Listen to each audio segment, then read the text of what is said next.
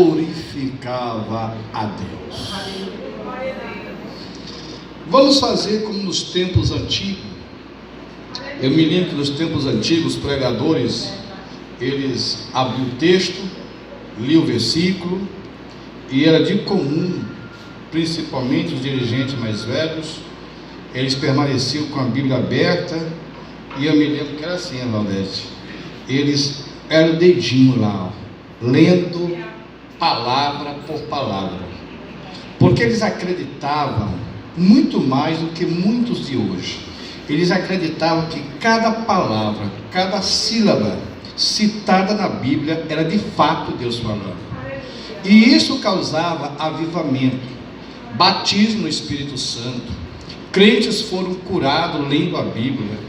Crentes foram batizados no Espírito Santo lendo a Bíblia. Crentes recebiam dons lendo a Bíblia. Muitos crentes que eram analfabetos, como diz o Nordeste, pai e mãe aprenderam a ler com a Bíblia aberta, lendo-as, né? Então isso muito aconteceu. E eu quero voltar ao tempo antigo, porque a missionária dizia o seguinte, a esposa do pastor: nós precisamos resgatar esses costumes que nós tínhamos. E a Bíblia tem uma mensagem que diz: não desmarque os marcos antigos. Então vamos voltar aos marcos antigos, que diz assim: impôs-lhe as mãos sobre ela. Primeira frase: impôs-lhe as mãos sobre ela. Aí você pode até criar um tema: mulher debaixo das mãos de Deus.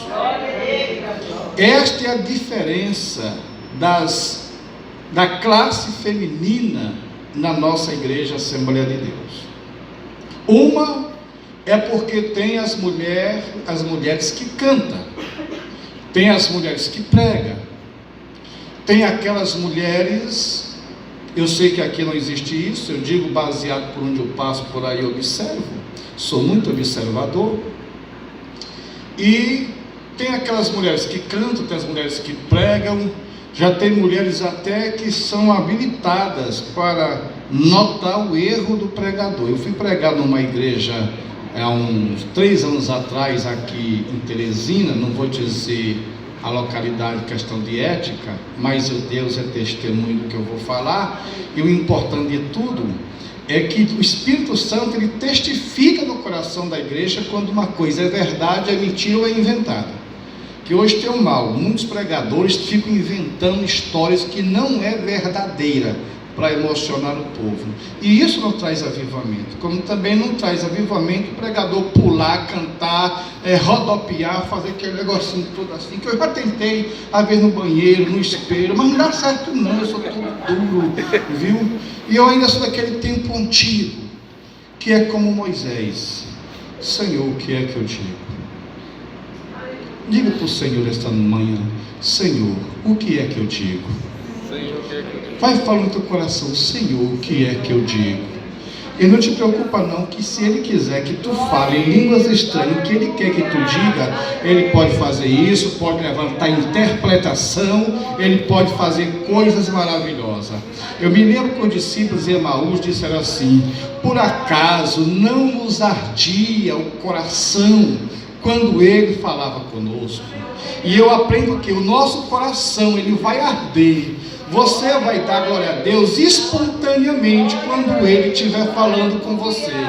Aí eu acredito que não precisa, na Assembleia de Deus, o pregador dizer: futuca, empurra para lá, diz para o teu irmão, sacode para lá, sacode para cá. Não, isso nunca trouxe avivamento na igreja. Quem inventou isso foi Marco Feliciano, e um bando de pregador abestado continuou acompanhando a mesma coisa. Mas ainda o glória a Deus da igreja é espontâneo pela presença gloriosa do Espírito Santo. E diz a palavra de Deus profeticamente, e se você crê em profecia, lá e vai uma. 1 Coríntios capítulo 2, versículo 12, está escrito: e Deus nos deu o Espírito Santo para que por ele pudéssemos saber o que de Deus nos é dado gratuitamente. Nós temos que crer nessa profecia.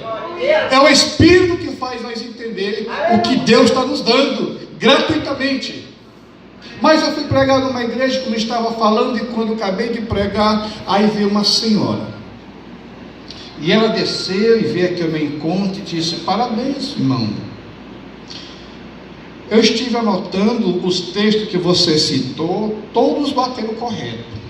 Eu fui escolhida por Deus para me corrigir os pregadores. Quando o pregador prega e ele desce do altar, se estiver errado, eu chamo e dou um conselho. Mas você entrou assim, não sabe? Naquele, entendeu? Você não entendi não, irmã. Assim, naquele mistério de Deus, assim, entendeu? Eu disse: irmã, pelo amor de Deus, não estou entendendo não.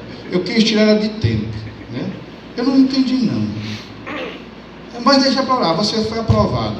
Lá em Timon teve um missionário que foi pregar na igreja, dessa mesma igreja, e ele saiu de lá cabisbaixo, porque ela desceu, como diz o pessoal, o porrete na cabeça dele, depois que desceu do púlpito. Hoje essa irmã, ela está depressiva, ela está praticamente louca.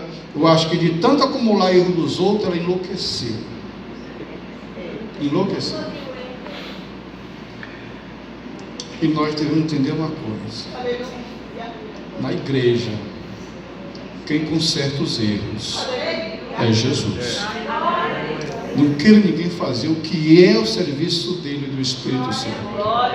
É Ele quem conserta os nossos erros. É Ele que fala ao nosso coração. E quando Ele fala, os discípulos de Emaús testificaram: nos ardia como fogo. O salmista disse: Senhor, a minha alma, meu coração se queima meditando na tua palavra. Então hoje eu aprendo a primeira coisa: mulher debaixo da mão de Deus. Eu iniciei dizendo que há mulheres que cantam, que pregam, há mulheres que anotam os erros dos pregadores, há mulheres que têm aquele sentimento de inferioridade, de superioridade às outras. Mas isto são mulheres e mulheres. Mas existem as mulheres que estão debaixo da mão de Deus.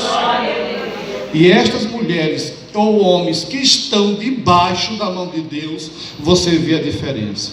Você vê a diferença devido à unção nas suas vidas. Uma mulher ou um homem de